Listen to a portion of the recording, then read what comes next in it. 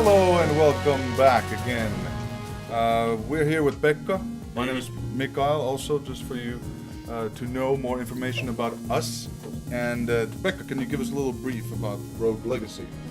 Sure. So this is a game by Cellar Door Games. I believe it started on Kickstarter, I think. Oh, never mind that. Maybe I'm wrong. But anyways, it's a kind of a roguelike action game. Borrows a bit from games like Castlevania. And the sort of trick to it is that unlike a lot of roguelikes where you sort of it's sort of the same each time, in here you sort of have this lineage. Yeah, lineage. Your legacy. Oh, right, okay. And I was going to ask if there was going to be rogues and some sort of a legacy, but that seems to be it. Indeed. It's the legacy of the rogues that die, and then their heirs get to reclaim the throne. But not all heirs are created equal. So here we have this guy who's bald. Actually, we can look at our lineage here. Yeah. It starts with Johannes the Legendary Knight. The one that started the clan, but back in the day. And Sir Lee, he was a very good but not so useful. All right. Sir Jacoby, the useless mage. So there seems Sir to be Glover, the useless knave. Sir Cellar, the feeble barbarian. It's getting better. We're not useless anymore. I see. Yeah. I did test the game there, and I died a couple of times. So I'm getting this feeling that there may be a uselessness with it. So here we have like a few of our guys who are heirs to Sir Cellar. We have Lady Lisa. We have Sir Jacob and Lady Teresa. Can we take Sir Jacob just because he's stereo blind and he's bald? Sure. Stereo blind. Oh, right. I'm guessing that he has only one eye. Yeah, I think it actually affects the gameplay. So this is the so in addition to the sort of you choose your heir, but you also have this sort of little unlock tree, and here we can upgrade the knights of our heritage, our family tree. Right. So you have a castle where all your family members hail from, and there's upgrades among the years that get kind of carried through to the next generation. And the further you can get, the more gold you can get, and you kind of always need to use that gold because when you get into the level, there's nothing you can do after that. You pretty much lose your gold once you get into the level. So here I bought this one upgrade, but that's pretty much all we can do for now. Absolutely. So we're gonna exit the manor, and here we can also buy some other stuff. We have this blacksmith, and he'll do stuff for us, like so from a game design perspective, there's a lot of upgradable things. There's a certain progression, even though if the game is a very roguelike in essence, you still have this castle that you get to add on to. Kind of returns back to the castle, and that guy there actually just took all my money. So, but here we find some more money because by destroying candlesticks. Yeah. That's how it goes, and we find some chicken legs, obviously. Just grab it and... Now you're gonna have to concentrate on the game, because I know it's a very difficult game. I know you got mad skills, but still, let's try to make it a bit further. Okay, so for me, like you said, there's a lot of elements from... see, now you're done. Yeah. Barely like 10 seconds in. I haven't played this in a while, so that's... we get to choose a new heir now, so... Let's just go. You get into this kind of loop where you just don't care anymore. It's like, all right, nearsighted gay. Let's go with Sir Eric. He's probably a cool guy. Yeah. Nearsighted. That's what's a glaucoma? It's glaucoma. Glaucoma. Yeah. It's a condition of the eye where it develops this fogginess, I suppose. Yeah. You know what? You're a fan of the man. Yeah. I like that. That's. I'll just pick him because being gay is okay. Exactly. We at Housemarque support. Yeah, but he is nearsighted, so as you can see, it's kind of... I don't know if you can see on the stream, but it's kind of blurry on the outer edges. So this is a very, very cool, let's say, visual styling decision by the developers to put these inherent traits of each hero into the game and to change up the pace a little bit. Sometimes they make your life easier, sometimes they make your life harder, and usually there's a progression there within the air that they do inherit some of the traits going down to the next generation. Not all of them, of course, but some may be more likely if their grandparents have had these traits. But let's go into the basic gameplay of it. So you said Castlevania. Any other games you could compare it to? Well, I mean, obviously you can compare it to games like Spelunky, which we played before. Yeah. Because it's, it's one of those platformer roguelikes. Right, right. And would say like there's a little bit of like Zelda. Gotta watch out. Yeah. I'm dying just way quickly. I know. So Zelda, Spelunky, and platformer roguelikes in general.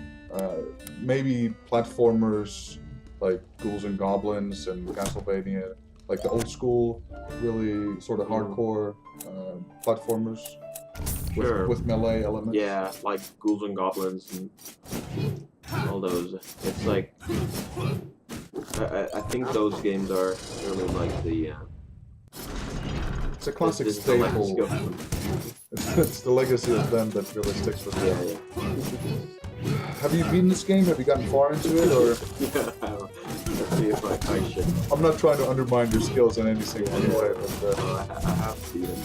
But it's like it's pretty tough in the beginning because like obviously when you play further you because as your castle progresses, there's all these paintings. You get more HP, you get more attack power. Yeah, exactly. So right it now, gets easier as you go. I mean, like kind of like my goal right now is I hope I can beat like at least one boss. And survive. Well, probably one boss to beat. Actually, yeah. Oh, nice. Magic damage increased +1. Yeah. Is that something that carries on to your further generations, or is that just one-off?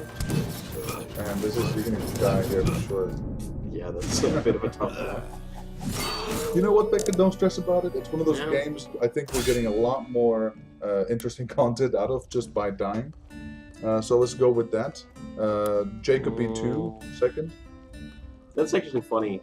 Or hypochondriac and you tend to exaggerate. I believe what that means is that your health goes down like faster than it actually. Like your health bar will show that you're dying much faster than you actually are. That's pretty good. Yeah, it's kind of funny. I'll pick him actually.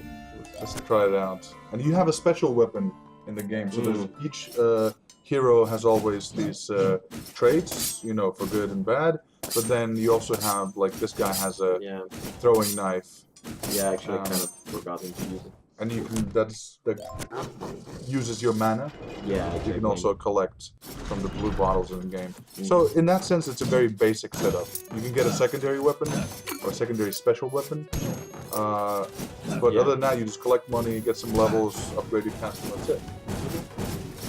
Yeah, I mean, it's definitely, I mean, roguelikes are kind of known for that sort of thing where you have this, you know, it just, you do the sort of run and then you repeat. And in this game, you kind of do actually unlock a few things as you go. I mean, oftentimes in these games, you just keep going and you do it again if you fail. In this game, you at least get another chance if you do well. Yeah, I mean, you can just like keep going, and you usually like what you're usually hoping for is more gold. What you're usually hoping for is that for your children to do better than you. It's like life. Yeah. How would you see in this game or in roguelikes that have similar properties? Is this carrying on of the legacy, or is there something that you can unlock? How important is that to these sort of game types? Because if you have a roguelike and nothing carries on, you can't unlock anything, it might have a very compelling gameplay, and if you can beat the game, you know, that's a reward in itself. But clearly these games do have some... Yeah, and these... Whoa! That was in these awesome. games you have sort of smaller rewards, like intermediate rewards also. Are we actually still on? Or- Yes. Yeah. Okay. Good. My bad. The camera just So- off the screen. So Yeah. this is actually a door to a boss. So let's go. Are they random? No, this is there are like basically these different areas of the game. Whoa, Charlie, you got very low health. Oh shit. Yeah, it's really easy to die really quickly. So I'm sure there's a strategy Of course. to the madness here. Chickens freak you out. Are there any Oh, I chickens think- in the game?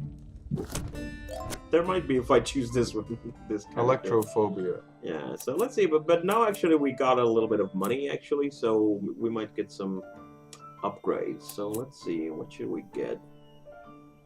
Just jam everything. Just get all the stuff. Yeah, I'll just get some health upgrade and let's see. Armor? Yeah, let's do See, I that. see your weight's going up too, and you can. So there's a counterbalance. I guess. No, I mean this is our capacity to carry more weight. Oh, right. Okay.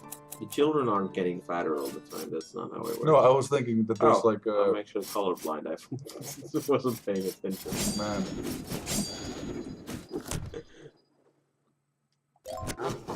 Well, you know, it's one of those things that you got to live with, right? Yeah, that's how it goes. Or it's gonna feel more like a whole movie now. Yeah. Oh, freaking chicken! That's the chicken, Oh, the chicken.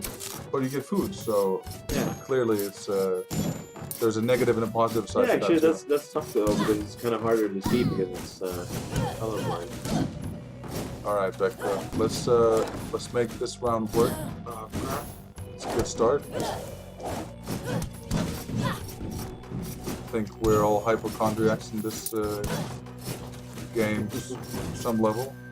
The way I felt when I was playing this was that you barely make it, and then some runs you have sort of an easier level, or maybe by chance. Sure. Yeah, it's definitely a part of that. It's like sometimes you just know that okay, this particular area is just not gonna do very well because they're afraid of chickens and they're colorblind. Yeah. But I mean, then sometimes you just get like a giant air who just like super strong and they got all sorts of stuff. What did you do, Puck? Nice. Little nuances that make the game all totally worth it, and just slightly different each time. Yeah. So I mean, definitely, I think it's a more of a challenge when you're playing like this with a colorblind And 9 health. character with yeah, 9 health. Yeah, sure. One more hit and you're gone. Question about this whole aspect of randomly generated content. What's your personal take from a designer's or a game developer's perspective? Sure. I mean, it's well, I mean, I think in terms of what it adds to a game, it's like it adds a lot of replayability, but obviously, like a lot of it can't be quite as carefully designed. Oh crap! It happens. Don't worry about it, Becca. So I mean, obviously, I think in these games they usually what they've done here is the levels are kind of formed of these rooms, and I think each room is mostly designed. Pre-designed. Yeah, exactly. With So it's- with some varieties, maybe enemy spawning could be a little bit of a. So clearly it's a modular system with variations built in, and Yeah, you can kind of guess that a certain room structure could have certain types of enemies, and you get to different themes of levels. So I think after you get out of the first castle theme, you go outside. Sure, there's multiple areas in the larger level here, and it's always sort of structured the same. I mean, let's see if we can get to the forest. Yeah. Have you ever, just as a game developer, have you explored the possibility of creating user-generated content, or not user-generated but randomly generated content, or have you played around with that at all? Or Well, sure. I mean, it's a tough problem though. Like to make it really feel like it's still like has the gameplay elements that are sort of that you want, like, and so that it feels still like fun to play. Right. So I mean, I think like for a lot of simple elements, like let's say enemy placement, that's one that's kind of typically more easy to do because it's like that doesn't like in a game like this because you have this platforming elements. Like if you just like you could clearly just have like platforms that you just never can jump on because they're just too high, right, or whatever. So I mean, it obviously you would need to make some more sophisticated rules for the generation. Set up things like you have to have the maximum jumping distance is this. So distance between all platforms has to be less than this, otherwise you wouldn't be able to jump from one platform to another. And I mean, obviously, like that's going to require a lot of sort of tinkering, and also like a lot of sort of cooperation between the programmers and the level designers. Absolutely. Because that's well, I mean, I guess it's not really a level design job as such because it's. We would make level design redundant from purely the perspective of having random generators. But obviously in a game like this where you do have these rooms which are specifically designed, then obviously there is a level designer required. Yeah. You know, you can also jump down with the sword, so you can do like the mini link from Smash Bros. I was just seeing a couple of times there that I would have personally used that, but it's just my preference. No judgment, no judgment. Right, and so, you know, talking about these design choices they made here with the upgradability, the roguelike elements, randomly generated content, what is the closest to you? I don't think we're going to make it before.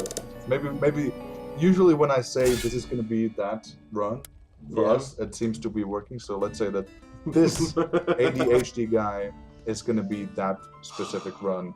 So no pressure. Thanks. But just in a kind of a added question there, for you personally, what aspect really shines from this particular game?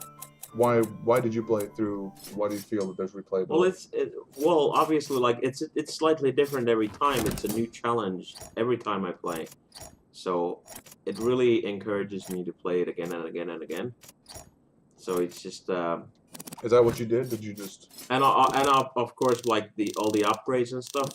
That's just one of those human things where you kind of just get these like I'm getting this like I'm improving, I'm making progress, and it's like that's I think that's the really the hook about a game like this. Getting also, loot. Well, not really like getting loot, but feeling like you're making progress and you're like. Just beyond what you were able to do just before. It's kind of like in life, but here you get actual clear indicators. Life is all guess and go. Funny how most games have such similarities to real life, but we understand the games much better. Sure, that's my 2 cents of philosophy right there. Yeah, I think games should have XP bars. Life should have XP bars. But then I'd probably be the hypochondriac, always thinking. I mean, I guess we have calendars and stuff. You know how old you are and stuff. You don't really know if that's actually real progress or not. And also here, you know, considering that you have a generation you can change in a matter of minutes, in real life that would take a bit longer. Yeah, it's true. Oh, there's a secret. Oh, you can see it. Oh man, they're like a shining thing. Sprint room. See, you got an eye for details like that. I would have never. Yeah. Well, I've played this before, so it's just like this little piece of the ceiling is a bit dark, and it was also kind of shining in there. Yeah, glittering. Yeah. Cool. Well, I mean, that's a little tidbit that probably wouldn't have noticed if I personally was streaming because I never hit one of those before. But let's try to get the forest. This is the run. Let's leave all the BS to the side now and focus on the matter at hand. This is our Sir Knight, the Gallantry. I don't remember his name, but I'm sure we can see Sir Kenny. Sir Kenny. You know, that's not a good omen. Kennys usually tend to die quite a bit, so I don't think that's going to be a good omen. But let's try to beat those odds. Let's hope they don't kill Kenny. Let's hope that this is not that reality where it happens. So when you said you beat the game, does that mean Here we are. it's a single run? You have to beat it from the beginning to the end. Not with one guy exactly. or I mean, you really? do make a little bit of progress. I think Nice. unless I'm forgetting this, I think the bosses stay dead. Right. Once you beat a boss, it stays dead. Okay. So that's not good. It's clearly getting considerably more difficult as you go on. Yeah, it does. But we got to the forest.